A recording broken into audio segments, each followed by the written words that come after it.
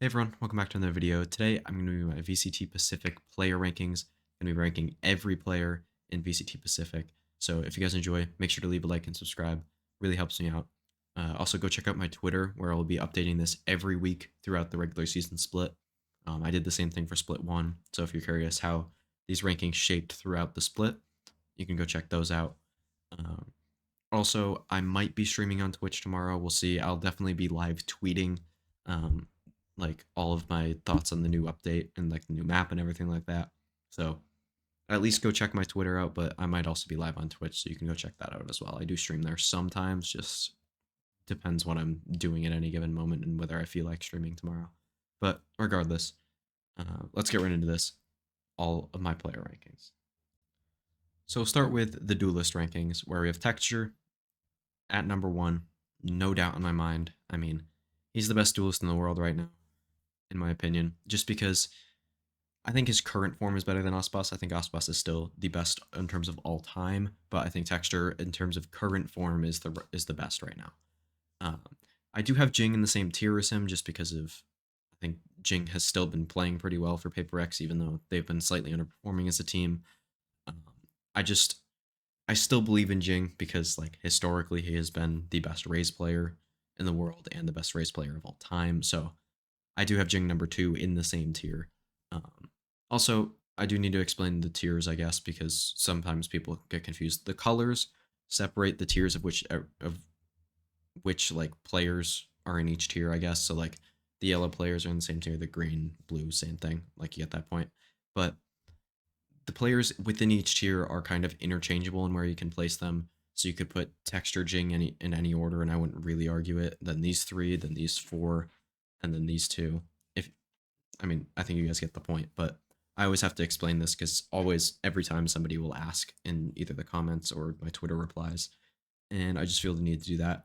Also, this plus minus thing, the difference is between from the end of the regular season.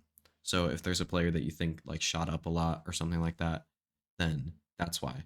Also, there are players like swapping around and everything in terms of like I moved Cruz up a little bit, even though I mean I guess playoffs does count for Talon, so never mind. That point's irrelevant.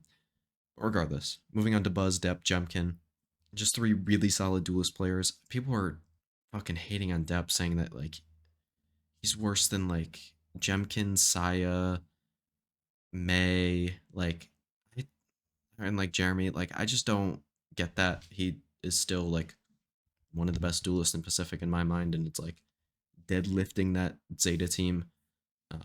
But I don't know.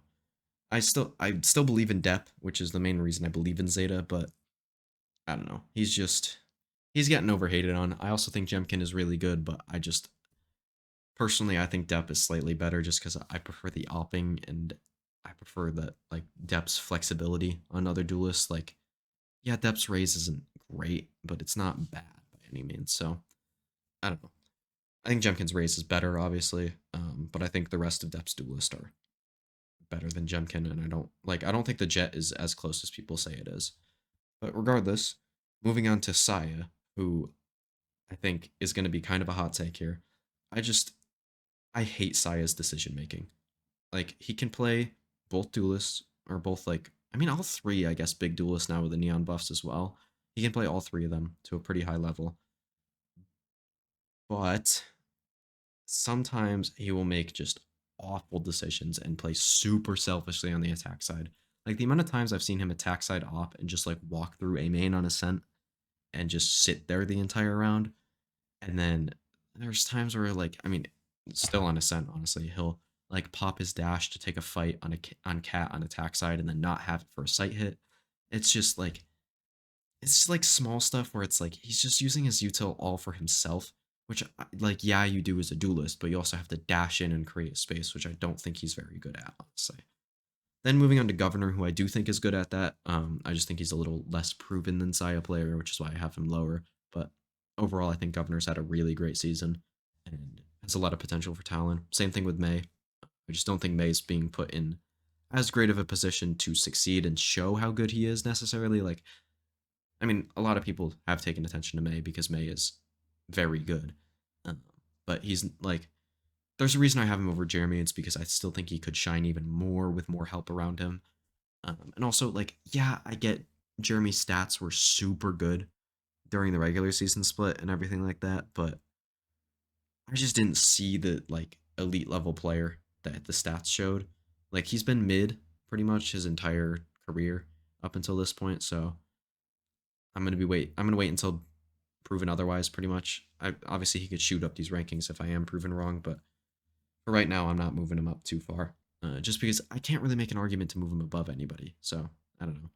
Then you got Darion, who has not been good on Duelist when he's played it, but I still think he's a decent player, so I'm putting him over Poli for now, but that could very easily change the second week one comes around. Then we have Flex, where we have Something, number one, Munchkin, number two.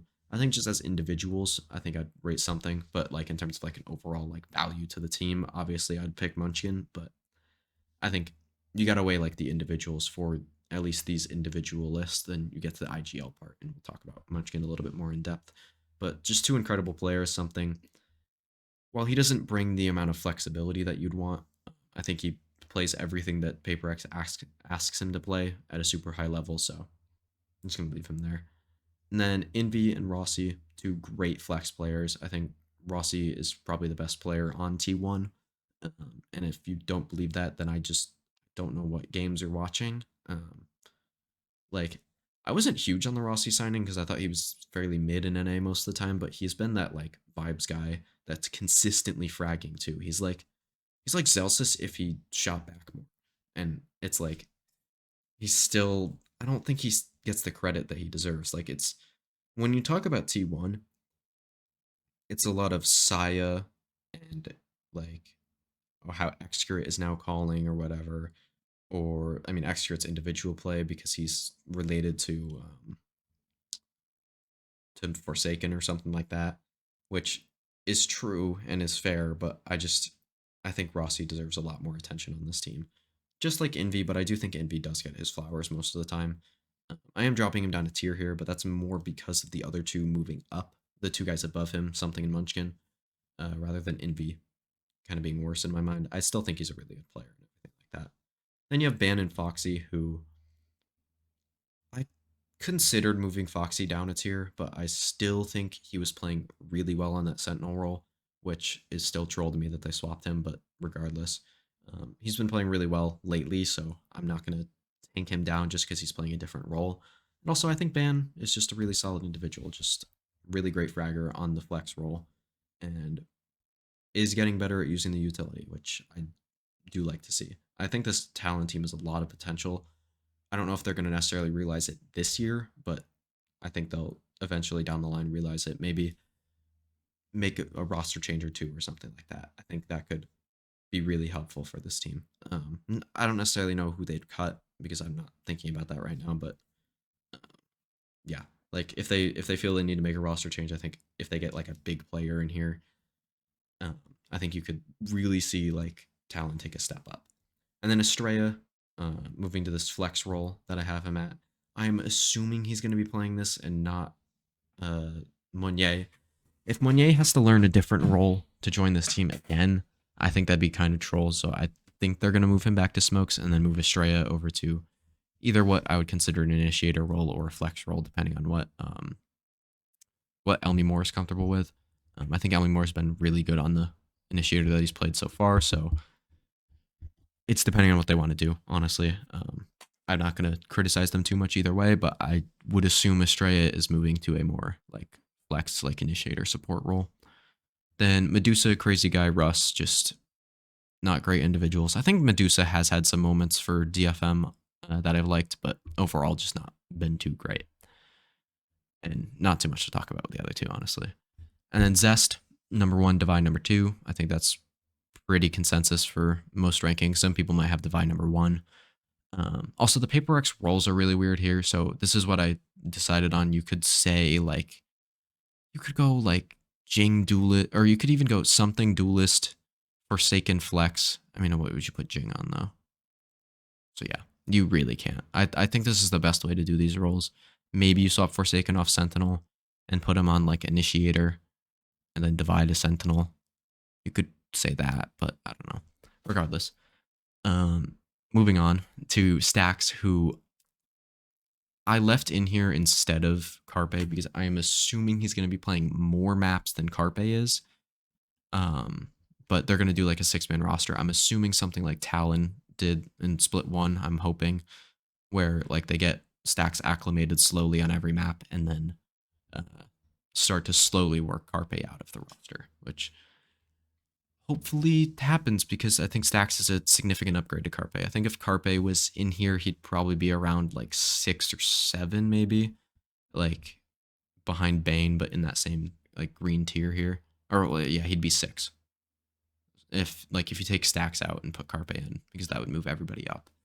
But Lakia, who was really really great at Shanghai, hasn't been great the rest of the year, so I'm not gonna shoot him up a ton. And it's not like I can really argue that he's better than anybody above him individually. So I'm gonna leave him here. Elmy Moore, I mean, nothing's really changed. He didn't make playoffs, but still played very well on the Initiator. Bane coming in here playing what I'm assuming is going to be a more Initiator focused role, less of like the Omen Flex stuff that he was doing. Hyoron, who I really believed in coming into the season, has been kind of inconsistent and a weird player to rank, but I still think there's a lot of potential there, and hopefully Zeta can get that out of their new players come Split 2. Jesse Vash has been pretty good as an individual on the Initiator, but I don't know. Just he's still an IGL. He still does some weird stuff sometimes, so I'm gonna leave him down here. Blaze King hasn't been great on Initiator. I think they need to move him over to Sentinel.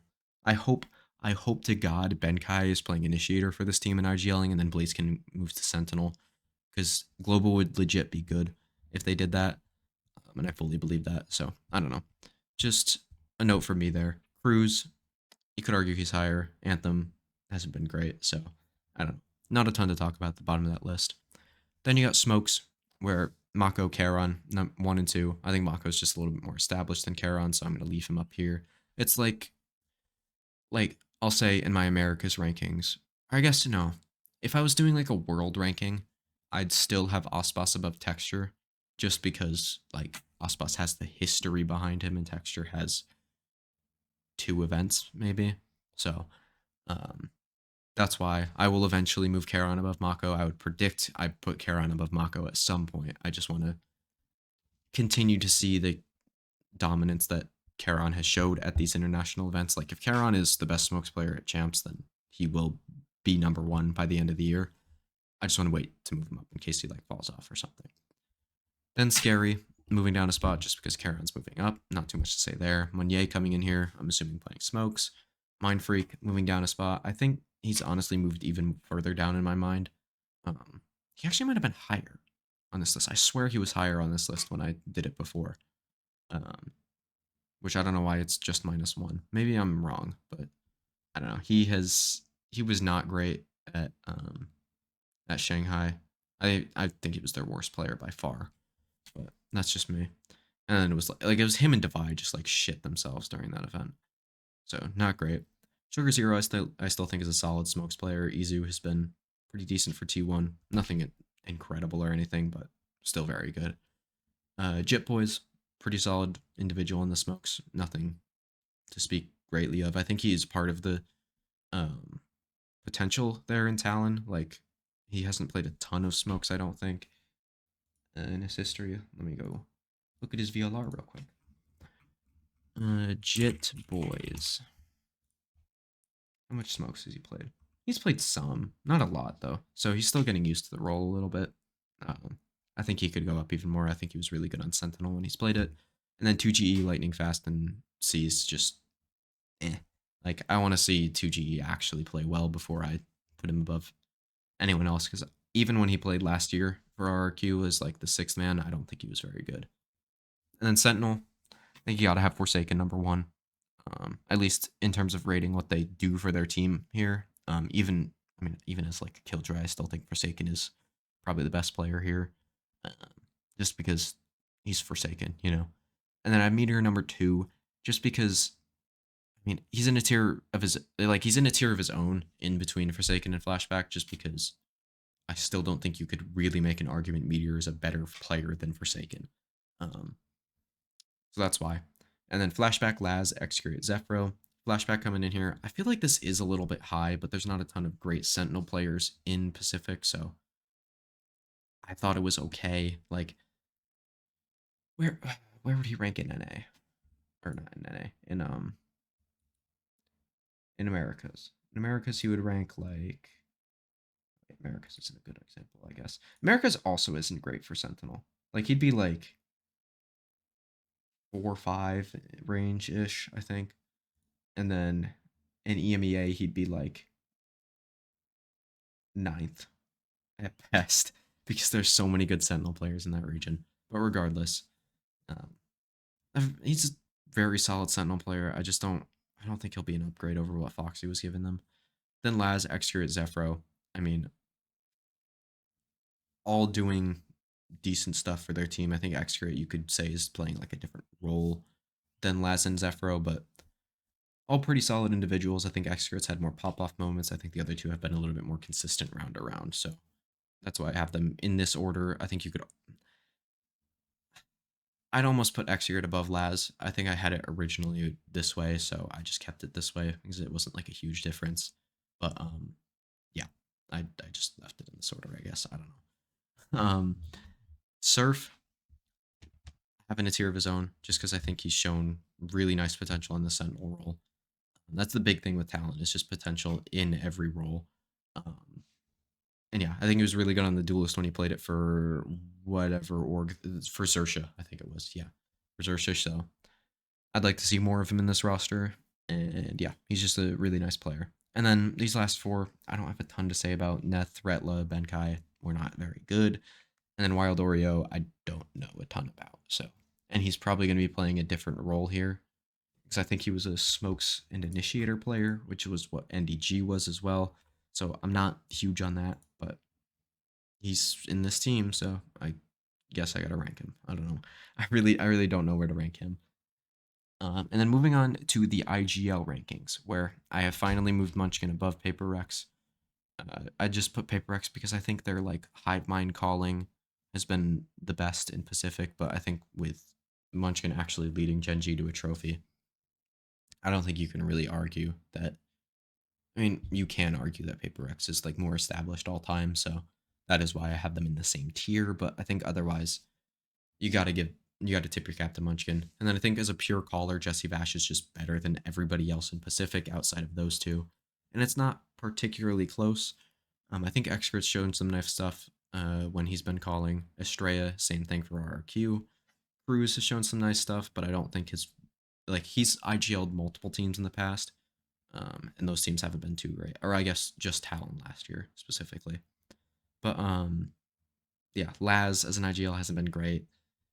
And then Bane and Benkai are like the two odd ones where I don't think I will start with Benkai, I guess, because I don't think Global has been called particularly well, like in terms of the mid rounding. But Benkai in the past has been really good on Paper Rex. Like he's led them to an international grand final, so like how bad can he really be? So that's why I moved him up a tier here from where Russ was. And then Bane, I don't think he'll be very good, but I don't think he'll be terrible on the IGL role. I don't see him being better than Stacks is my thing. So that's why I have him coming in there. And then Anthem, he's the DFM caller, so that's why he's down here pretty much. Like that team is not good. And then Crazy Guy was horrible when he was the IGL for Bleed and Kickoff, so he needs to prove himself. So hopefully you guys enjoyed me just yapping about player rankings for 18 minutes. This is somehow significantly shorter than my Americas one that I recorded before this. But yeah, if you guys enjoyed, make sure to leave a like and subscribe. Really helps me out. And yeah, I'll see you guys in the next one. Peace.